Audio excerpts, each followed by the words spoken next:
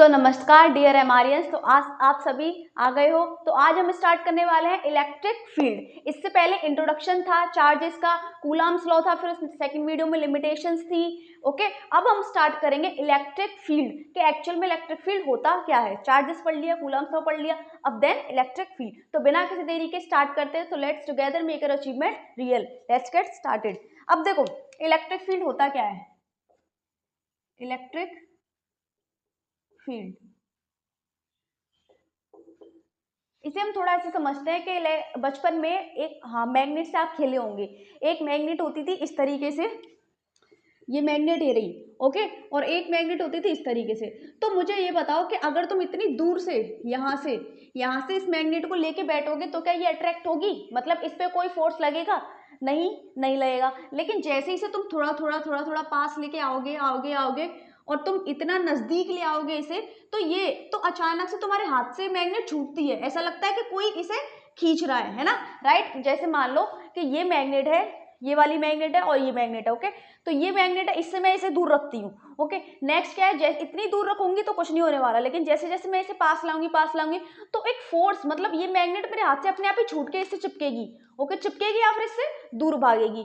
तो इसका मतलब ये है कि कोई ना कोई तो चीज है जो खींच रहा है इसे। क्या कर रहा है? खींच रहा है। इस वाली मैग्नेट को कोई ना कोई चीज इसे खींच रही है। तो मिस अगर नहीं एक्सपीरियंस किया तो आज ही जाके एक्सपीरियंस करना कि दो मैग्नेट लेना, उसे पहले दूर फिर दूर, वहां से कुछ नहीं होगा, लेकिन जैसे जैसे पास आओगे तो अचानक से एक ऐसा झटका, मतलब फोर्स लगेगा कि तुम्हारा ऐसा लगा कि मैग्नेट तुम्हारे हाथ से किसी ने छीन ली है, इस तरीके से लगेगा। तो ऐसा क्यों होता है? तो ये होता है फोर्स की वजह से कि एक मैग्नेट दूसरी मैग्नेट पे क्या लगाएगी?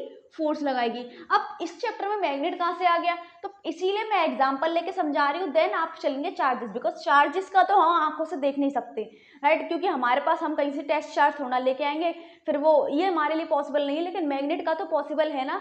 तो उसको सोच के हम इसको एक्सपीरियंस भी कर सकते हैं। देखो नेक्स्ट क्या होता है कि इतनी दूर से क्यों नहीं ये मैग्नेट अट्रैक्ट हो रही थी, जैसे ये यहाँ पर आई वैसे ही एकदम फोर्स सा लगा और ये खिंची चली आ गई या फिर ये दूर चली जाएगी। ऐसा क्यों हो रहा है? ऐसा इसलिए हो रहा है कि ऐसा कुछ ना कुछ तो एरिया है, मतलब ये कुछ ना कुछ तो रीजन या फिर स्पेस है जिसके अंदर जब तक ये क्या था, ये स्पेस है, ओके। जब तक क्या था कि ये मैग्नेट इस पूरे रीजन से दूर था तो कुछ नहीं होने वाला था, लेकिन जैसे ये मैग्नेट इस रीजन के अंदर एंटर कर गया तो देन इस मैग्नेट ने अपना जादू, अपना काम करना स्टार्ट कर दिया कि मेरे इलाके में जो आएगा मैं उसे खींच लूंगी या फिर मैं उसे धक्के मार के बाहर निकाल दूंगी, वो मेरे ऊपर है, ओके।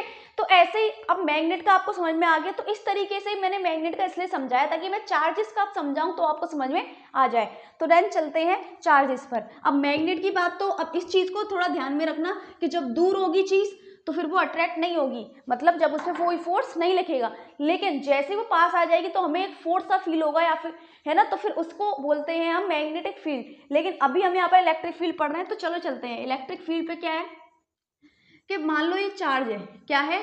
क्यू चार्ज है, ये कोई ये पॉइंट चार्ज है Q, it is point charge. अब ये कुछ भी हो सकता है, पॉजिटिव नेगेटिव, ओके।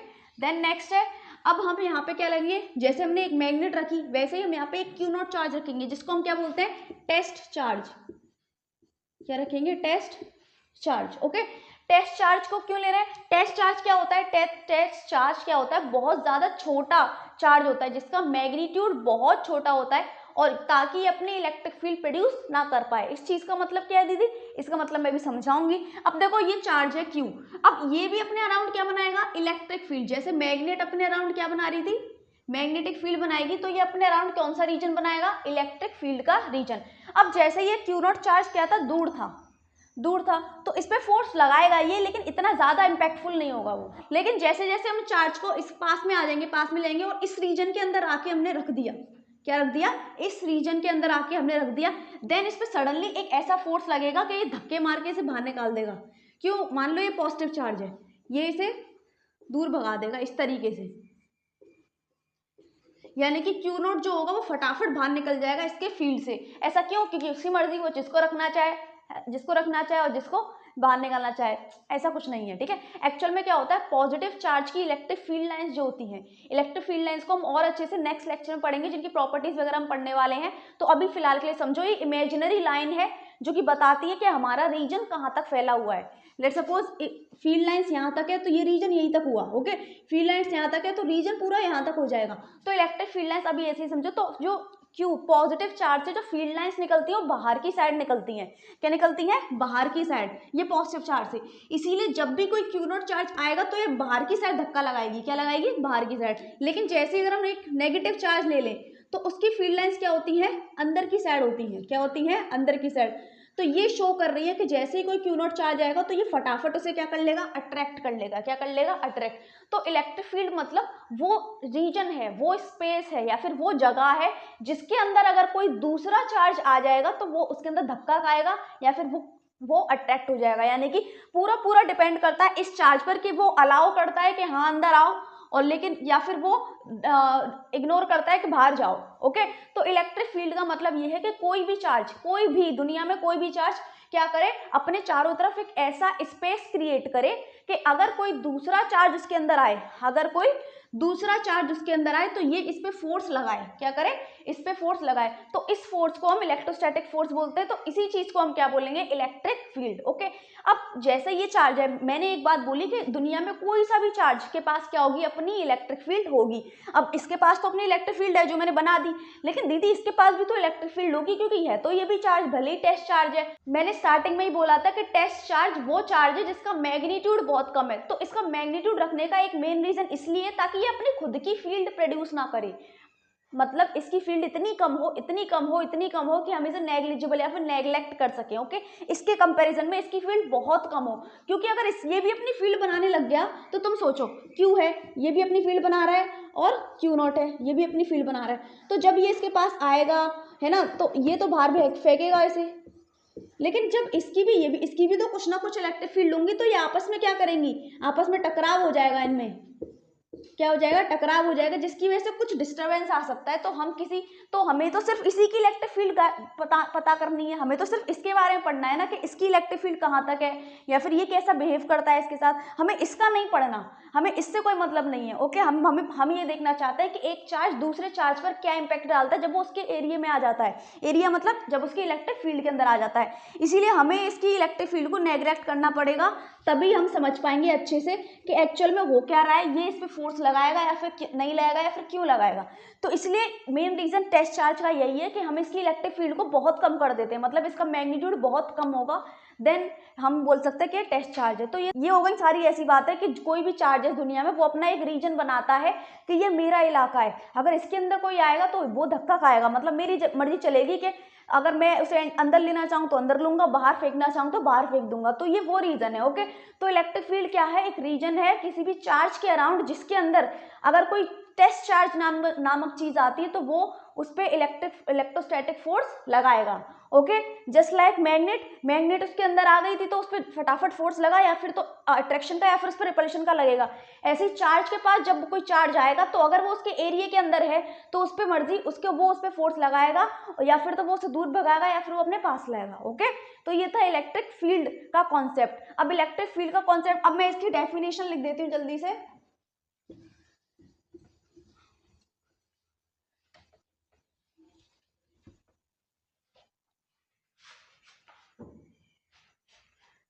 इसकी डेफिनेशन होगी the space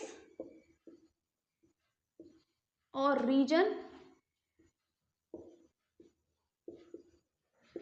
around a point charge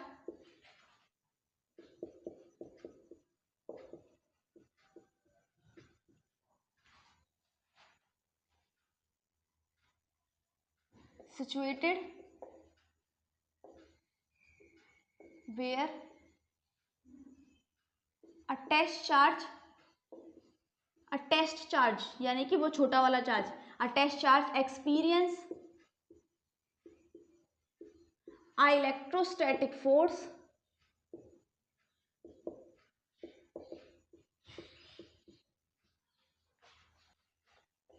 is called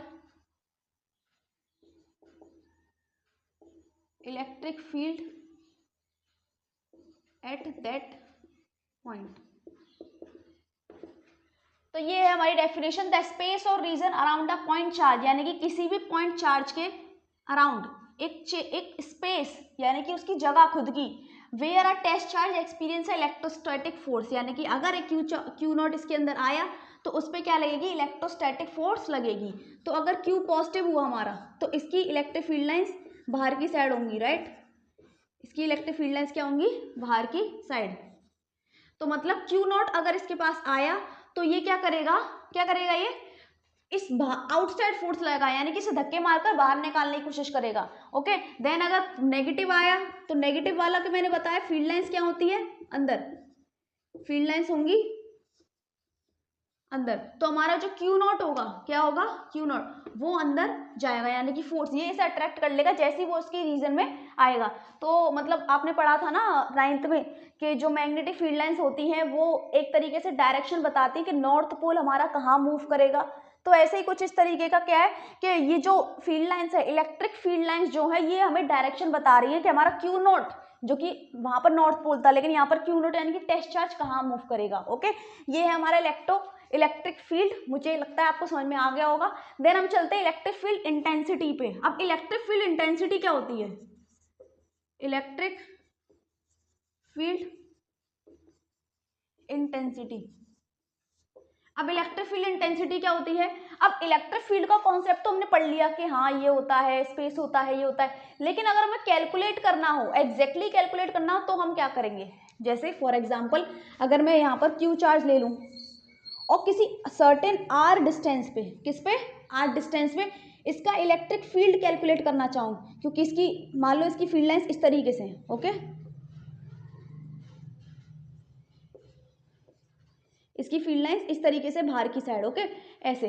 तो अब मान लो मैंने इस पॉइंट पे, इस पॉइंट पे, या फिर इस पॉइंट पे, इस पॉइंट पे, इस पॉइंट पे, इस पॉइंट पे, इस पॉइंट पे, कहीं पे भी मैं अगर इलेक्ट्रिक फील्ड निकालना चाहूँ तो मैं कैसे निकालूंगी, ओके, इंटेंसिटी यानी कि कितनी ताकत है उसमें, ओके। अगर मैं इधर आऊँ तो इधर कितना होगा इलेक्ट्रिक फील्ड, अगर मैं इधर आऊँ तो इधर कितनी होगी इलेक्ट्रिक फील्ड। तो जस्ट कैलकुलेट करने के लिए अब हमें कैलकुलेशन वाली फॉर्म चाहिए, न्यूमेरिकल वैल्यू चाहिए, ताकि हम अंदाजा लगा सके कि किस पॉइंट पर इलेक्ट्रिक फील्ड कैसी है। तो उसको हम बोलते हैं इलेक्ट्रिक फील्ड इंटेंसिटी। ओके, तो इलेक्ट्रिक फील्ड इंटेंसिटी का डेफिनेशन होगी, it is defined at a point the force experience by per unit charge, और टेस्ट चार्ज भी हम लिख सकते हैं।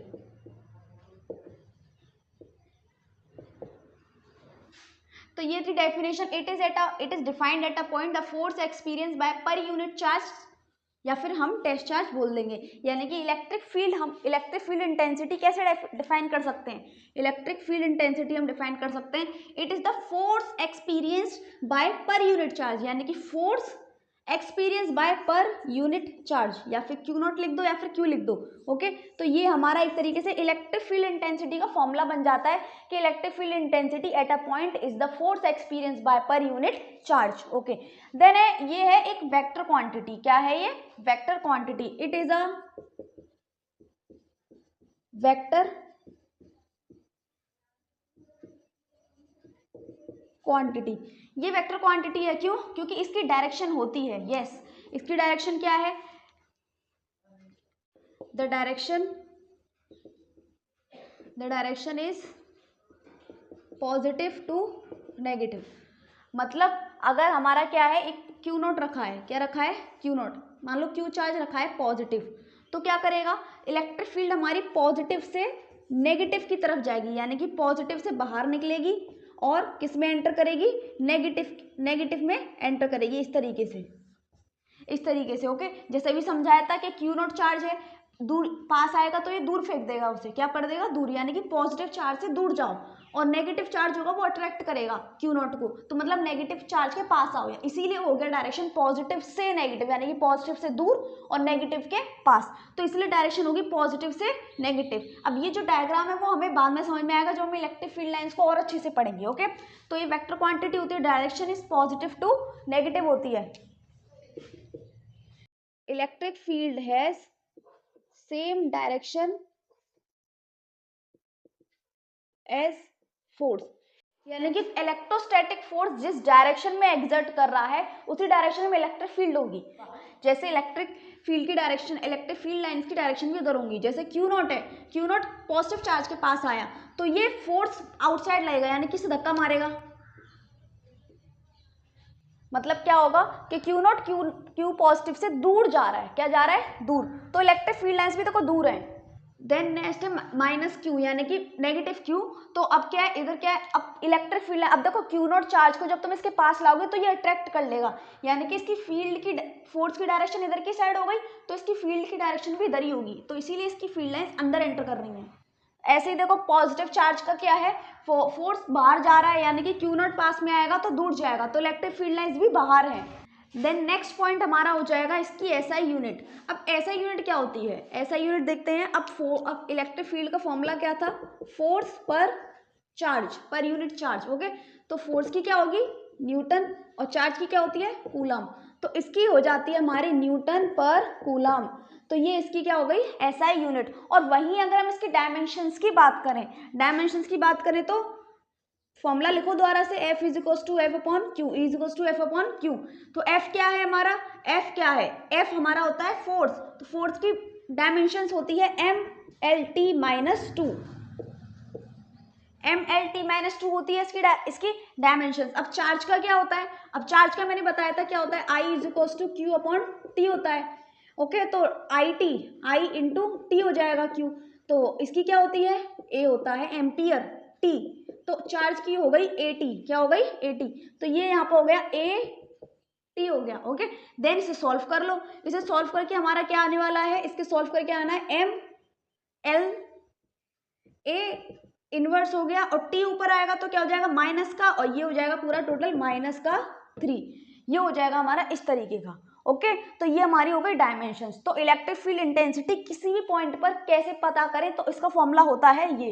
ओके, क्या होता है ये। अब देखो क्या है, आगे हम पढ़ेंगे इसकी वेक्टर फॉर्म पढ़ेंगे। अब ये तो हमने पढ़ लिया क्या है, ये इसकी स्केलर फॉर्म है। अब क्योंकि हमने बताया कि it is a vector quantity, तो इसकी वेक्टर फॉर्म में होगी, तो इसकी वेक्टर फॉर्म हम आगे सॉल्व करेंगे, तो जल्दी से इसे नोट कर लो। अब हम करेंगे vector form of electric field intensity. अब फॉर्मूला क्या था हमारा, अभी पहले इसकी स्केलर फॉर्म क्या थी, E is equals to F upon Q, E is equals to F upon Q, क्योंकि फोर्स भी हमारा वेक्टर क्वांटिटी है। अब देखो क्या है कि हम क्या करेंगे, इसको और अच्छे से करेंगे, मतलब सिंपलेस्ट करते हैं इसे। फोर्स एक्चुअल में किस किस के बीच में, मैंने बताया एक चार्ज था, एक टेस्ट चार्ज था। ओके, अब फोर्स का फॉर्मूला हम यहाँ क्या लिख सकते हैं, लेट सपोज ये r डिस्टेंस पर है,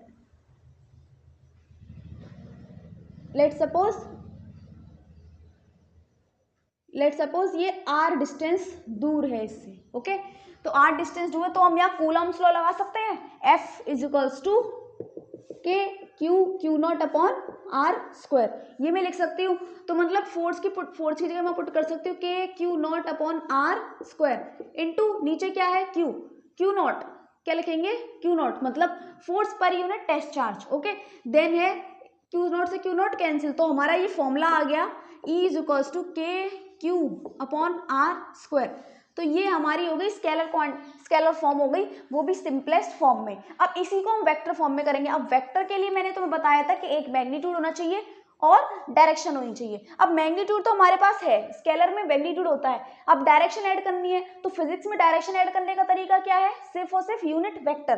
तो हम इसमें यूनिट वेक्टर निकाल देंगे, यूनिट वेक्टर क्योंकि r है तो r का ही यूनिट वेक्टर लिखेंगे, तो इनटू r कैप, क्या लिखेंगे r कैप। अब r कैप को और क्या लिख सकते हैं, मैंने तुम्हें बताया था कूलम्स लॉ वाले लेक्चर में कि r not is equals to क्या होता है, ये वेक्टर है, एक वेक्टर में क्या होता है, एक मैग्नीट्यूड होता है और एक डायरेक्शन। डायरेक्शन कौन बताता है, कैप, ये मैग्नीट्यूड हो गया, कैप हो गया। अब इसकी वैल्यू निकालो, इसको नीचे ले जाओ, r वेक्टर अपॉन r, तो ये हो जाएगी ये वैल्यू हो जाएगी। तो इसको हम यहाँ पुट कर देंगे के क्यू, ये इसमें ऐसे लिख देती हूँ, तो ये हो जाएगी हमारी electric field is K Q upon R, या नीचे लिख देती हूँ K Q upon R square into R cap, क्या हो गया आर वेक्टर, और ये उसका मैग्नीट्यूड। अब इसको आगे भी सॉल्व कर सकते हैं, E is equals to K Q upon R into R vector, और ये क्या हो जाएगा, ये भी मैग्नीट्यूड, ये भी मैग्नीट्यूड, तो ये हो जाएगा आर क्यूब।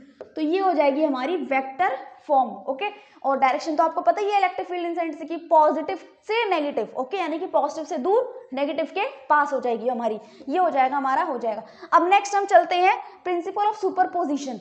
मतलब ये तो था एक चार्ज की वजह से यहाँ पे कितनी फील्ड है, लेट सपोज ये रहा, इस चार्ज की वजह से यहाँ कितनी फील्ड है ना, वो हम इस फॉर्मूले से निकाल लेंगे। जैसे r डिस्टेंस है तो इस जगह पे फील्ड होगी E is equal to K Q upon are, इस जगह पे। ओके, ऐसे ही मैं पूछूं अगर यहाँ पे है ये r1 हो गया, ओके, यहाँ पे कितनी होगी, तो यहाँ पर होगी के क्यू अपॉन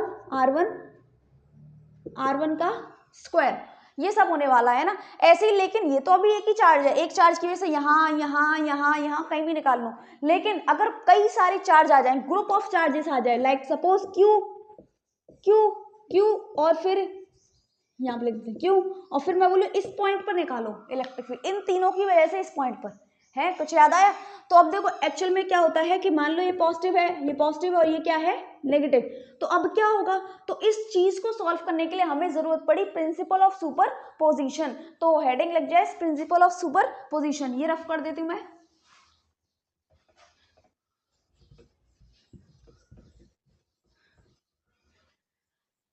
चलिए,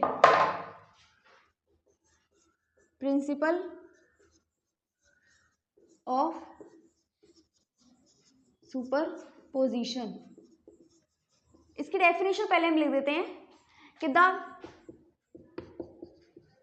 the electric field at a point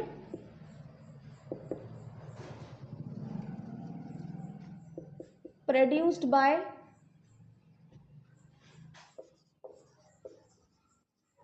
group of charges is the vector sum of the electric field, तुम्हें लिखा नहीं, the electric field at a point produced by group of charges is the vector sum of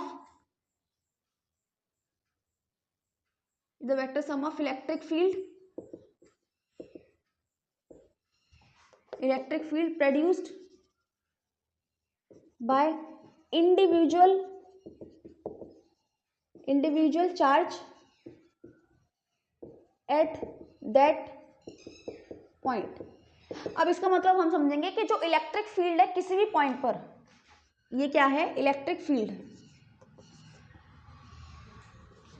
अब electric field अगर हम calculate करना चाहें किसी भी पॉइंट पर, इस पॉइंट पे हम ए पॉइंट पर कैलकुलेट करना चाह रहे हैं, the electric field at a point produce by group of charges, इन सभी की वजह से इस पे जो इलेक्ट्रिक फील्ड होगा वो क्या होगा, is the vector sum of electric field produce by individual charge at that point. मतलब कि इनका क्या करना है हमें, ये भी इधर इलेक्ट्रिक फील्ड प्रोड्यूस कर रहा होगा, ये भी इधर कर रहा होगा, ये भी इधर करना होगा, तो इन सबका वेक्टर सम कर देंगे तो हमें पता चल जाएगा कि इस पॉइंट पर इलेक्ट्रिक फील्ड कितनी है। यानी कि अगर हमें ई नेट निकालना है तो ये मान लो Q1 Q2 ये क्या है Q3, तो ये क्या करेंगे हम, इलेक्ट्रिक फील्ड इनका वेक्टर सम करेंगे, E1 E2 और E3 डे जितने आएंगे उतने होता जाएगा। ओके, तो अब मैं एग्जांपल लेती हूँ, जैसे ये था Q, इस बात को समझते हैं हम, Q था Q1, ओके, नेक्स्ट है Q2 और नेक्स्ट है Q3। अब लेट सपोज ये पॉजिटिव है, ये नेगेटिव है, ये पॉजिटिव है। अब मैं बोलूँ इस पॉइंट पर कैलकुलेट करो, क्या करो, इस पॉइंट पर। अब यहाँ पर डायरेक्शन पता, अब यहाँ पर डायरेक्शन का यूज होगा कैसे, अब देखो अब मान लो ए चार्ज ए की वजह से पहले हम देखते हैं, तो ए की वजह से पॉजिटिव चार्ज है तो इलेक्ट्रिक फील्ड कहाँ जाएगा, दूर, यानी कि इस पॉइंट पर इलेक्ट्रिक फील्ड इस डायरेक्शन में होगा ए। ओके, और अगर मैं इसकी बात करूं, नेगेटिव की बात करूं, तो इस साइड ये बी है। ओके, तो ये अपनी साइड खींचेगा, तो मतलब इलेक्ट्रिक फील्ड ये, तो ई बी। देन नेक्स्ट है ये इलेक्ट्रिक फील्ड, तो फिर ये क्या है बताओ जरा, ई पॉजिटिव, तो ये सी है, तो ये भी दूर जाएगा, तो मतलब ये भी इस डायरेक्शन में चला जाएगा। तो एक्चुअल में क्या है कि हम इलेक्ट्रिक फील्ड को निकालना कैसे निकालेंगे, तो तुम्हें सिंपल है, एक ही डायरेक्शन में दो वेक्टर होते हैं, तो हमने 11th क्लास में पढ़ा है, चलो नहीं पढ़ा तो बता दूं कि एक ही डायरेक्शन में दो वेक्टर होंगे तो उन्हें ऐड कर देंगे, क्या कर देंगे, ऐड, और नीचे तो एक वेक्टर जा ही रहा है तो ऐड करके मान लो लेट सपोज आ गया डी, क्या आ गया डी, और यहाँ पर था ए, तो अब अभी भी देखो हमारे दो वेक्टर हैं, डी आ गया और दूसरा क्या है ए। अब कैसे निकालेंगे, अब इनका रिजल्टेंट निकाल देंगे हम यहाँ, जो कि यहाँ से निकलेगा, तो यहाँ पर इस पॉइंट पे जो डायरेक्शन निकलेगी या फिर मैग्नीट्यूड निकलेगा वो होगा हमारा electric field at that point. Okay, तो ये समझ में आ गया प्रिंसिपल ऑफ सुपरपोजिशन। इसके क्वेश्चंस जो हैं हम एंड में करेंगे, क्योंकि पहले हम कॉन्सेप्ट पढ़ेंगे देन क्वेश्चंस करेंगे। तो मिलते हैं नेक्स्ट वीडियो में, जब तक के लिए पढ़ते रहो और आगे बढ़ते रहो। और कोई भी डाउट हो आप क्या कर सकते हो, कमेंट सेक्शन में पूछ सकते हो। तो जब तक के लिए पढ़ते रहें।